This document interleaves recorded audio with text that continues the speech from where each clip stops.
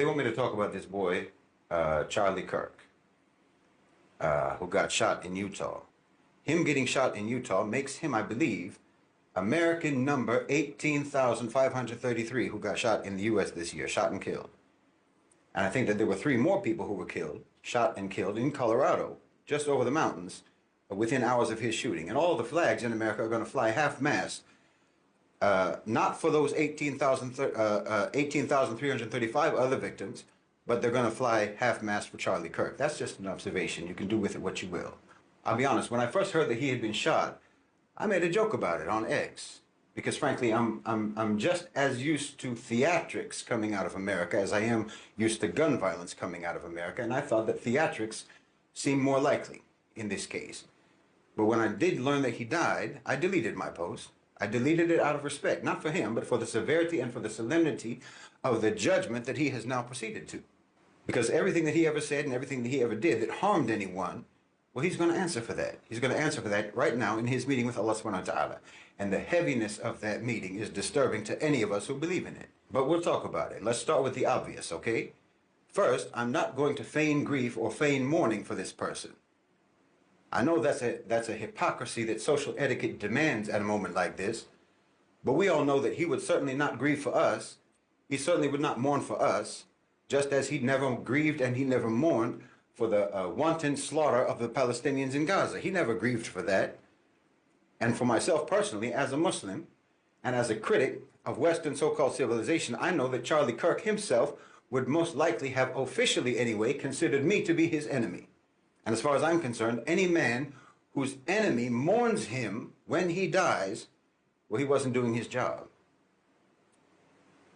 And I don't think it can be said about Charlie Kirk that he didn't do his job, which is to say that he never did anything and he never said anything in his public life that would make me mourn his passing, just as I hope that I will never say or do anything in my public life that would make my enemies grieve for my passing. They should be happy when I die. Enemies are disturbed by each other's presence, not by each other's absence. But let me also be crystal clear about this. It doesn't make me happy either. I neither mourn nor celebrate. Neither of those reactions is appropriate, in my opinion. Whoever pulled that trigger didn't do it for me and they didn't do it for you. I don't even see them as being on 2 different sides. They didn't silence Charlie Kirk. They amplified Charlie Kirk. The power structure never cared about that boy. They used him. And he's more useful to them now than he was the day before. He's more useful to them dead than he was alive. Listen, you don't defeat someone like this, someone like a Charlie Kirk, a tool like him, by letting that tool mold you into exactly what they want you to be. That killer didn't deliver justice. If you think they did, he didn't. He delivered to the power structure an even more enhanced weapon. He made a mediocre, but dangerous and polarizing figure, Charlie Kirk, into now an impeachable icon for the very fan base that he most likely despises. And he made criticism of Charlie Kirk's ideas. Now it's disrespect for the dead. This is not resistance. This is a gift. This is a gift to the very security state that he probably thought he was attacking. Now it's stupidity. Or maybe, as the conspiracy theories are already speculating, what actually happened was just a purge of an expendable asset to create a more powerful symbol. Oh, they'll use his death. Oh, how they will use it. They will use his death to paint every dissenting voice, every cry for a more just world. They'll paint it with the same bloody brush. They're going to use his death to avoid once again ever having to look in the mirror. They're going to hold Charlie Kirk's body up as a shield against any examination of the society that created him. And the society that created his killer. The society that they made and that they rule, and you didn't do anything now but strengthen their hold on that society. They're going to use his corpse as a pulpit to preach from. And you just validated all the lies that they're going to be preaching. You understand me? Because listen, the truth is the Charlie Kirks of the world are not the enemy. The enemy is the society, it's the system, it's the power structure, it's the so-called civilization that creates boys like Charlie Kirk.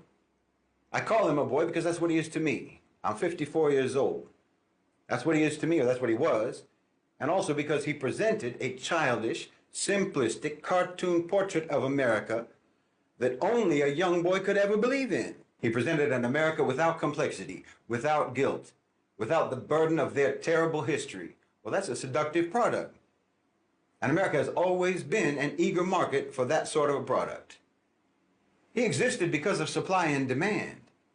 You demand and the power structure supplies. The killer and the killed are the products of the same sick society. Kirk and his killer, and the other 18,535 victims and their killers.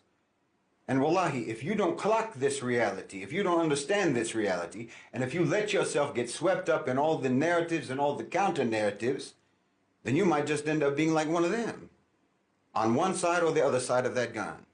Because the machine is already spinning. The machine, that same machine that Charlie Kirk served so faithfully. They're spinning the narrative now. They're going to label him as a martyr for free speech, a victim of left-wing extremism.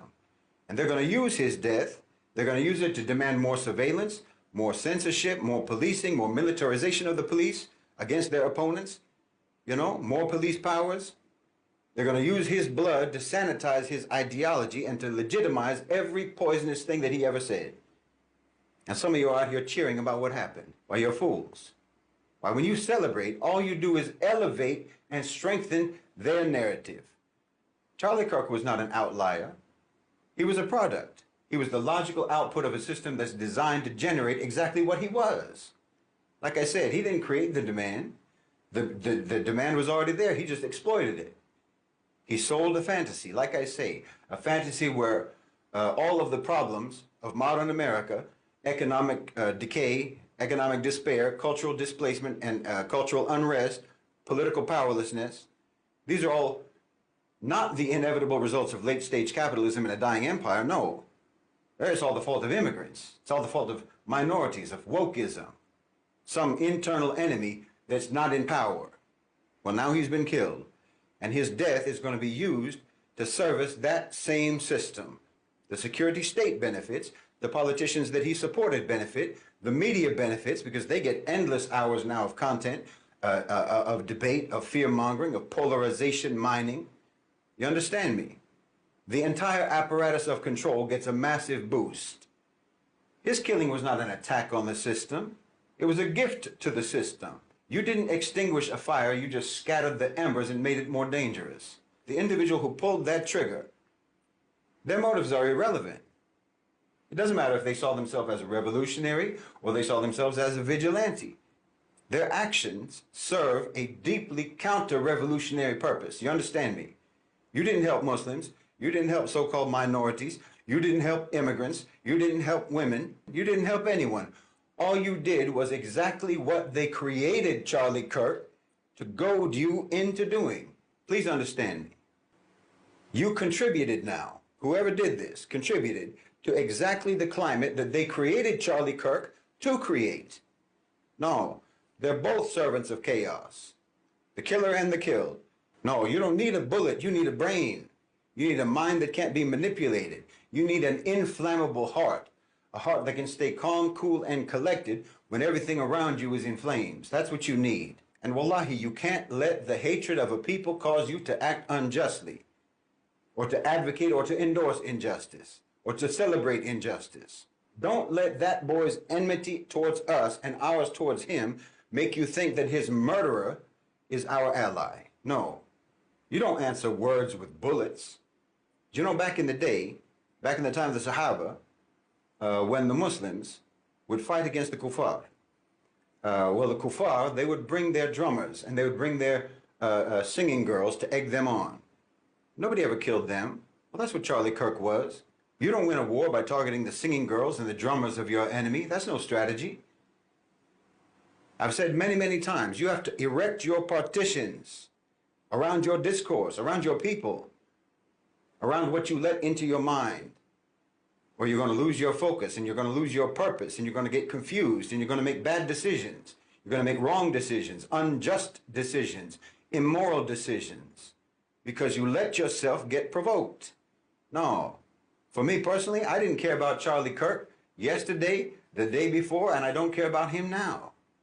I don't mourn and I don't celebrate. That's strategic indifference. And I don't respect anyone who tries to tell me that I'm supposed to grieve. And I don't respect anyone who tells me that I'm supposed to be happy. What is he to me or me to him? He certainly isn't more important to me than the most likely hundreds of thousands of my brothers and sisters that you cut down in Gaza. You didn't mourn any of them, and I didn't tell you to, because I already know how you are. I already know that your performance of mourning over Charlie Kirk has nothing whatsoever to do with respect for human life. He was just a vessel for an ideology that you hold sacred. And it's an ideology that dehumanizes people. It's an ideology that disregards the sanctity of life. And we've seen that on full display for the last 2 years. So no, obviously not. I'm not the least bit interested in accommodating your weaponization of selective compassion and selective sympathy. Now, if you want to paint my indifference, if you want to spin my indifference as if it is approval of the crime that was committed, well, okay, I already know that you never do anything but lie anyway. And I know that you are from exactly the same manipulated, mutated, mutilated, and maladjusted population that created the demand that the power structure met by giving you Charlie Kirk, and that gave you his killer.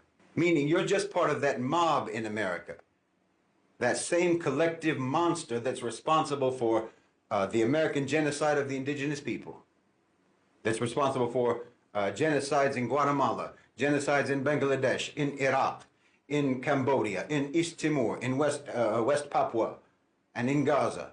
And you're the same collective monster that's responsible for every atrocity, every heinous crime that your country has ever committed. As far as I'm concerned, you poisoned Charlie Kirk's mind before he could even have a chance at a decent life, a moral life. And you poisoned the mind of the one who took the life that Charlie Kirk had.